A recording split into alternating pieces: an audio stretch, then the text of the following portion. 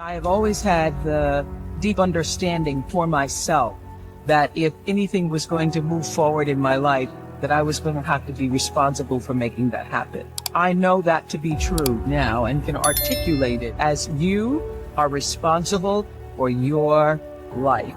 And if you're sitting around waiting on somebody to save you, to fix you, to even help you, you are wasting your time, because only you have the power to take responsibility to move your life forward. And the sooner you get that, the sooner your life gets into gear. This is what I know from doing 25 years and thousands of interviews on the Oprah Show. It does not matter where you come from. I have seen people come out of the desert, walk across the desert, being born in the most dire of circumstances. Doesn't matter what your mama did, whether she did or had a PhD or no D. What matters is now, this moment, and your willingness. Forgive the past, take responsibility, and move forward. You need activation energy to start the change. That's the key to creating any kind of change.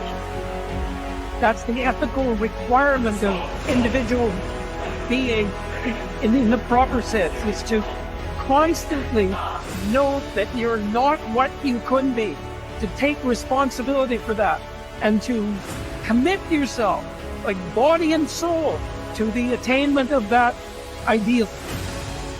You think about the times when you're at peace with yourself with regards to how you're conducting yourself in the world. It's almost always conditions under which you've adopted responsibility.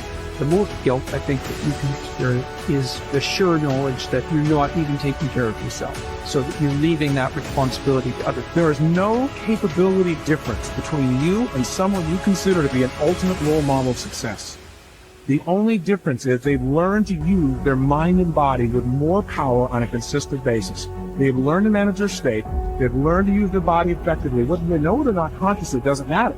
And they've learned to control their mental focus. Remember, whatever we concentrate our focus on consistently and strive to learn from it and make new distinctions about, we will get great at it. I need you to evaluate yourself and ask yourself a question. How are you? When you hear the word no, does it hurt? When you have a trial or a tribulation, how are you wired? You hold on to it. You recycle it. Do you realize that every day you thought you wasn't going to make it? Do you remember them days when you thought it was absolutely unbearable and you thought you wasn't going to endure that one? Do you know that your survival rate for every last one of them bad days is 100%? You survived every hater. You survived all the evictions. You survived the firings. You survived all the trouble you ever been in. Your survival rate is 100%. One of the things you gotta understand, my friend, is that you're supposed to fail. You're supposed to fail, because failure is the stepping stone to success. It's not just cliche.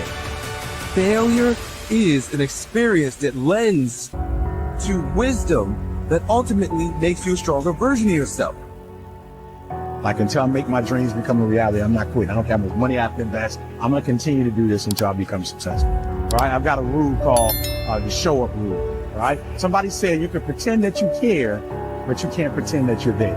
The only way you can be there is to show up. And what I'm asking you to do for me, you'll never be a failure if you show up every single day. Every single day when I come, I show up and I let failure know. Failure's not an option. So what, it takes 12 years to get a fort. Failure's not an option. Failure is not an option. You can't even let it sink into your brain. It's not even a second. You have to know that this thing is going to work. From there or high water, whatever it is that I set out to do, it may not happen in 6 months, it may not happen in a year,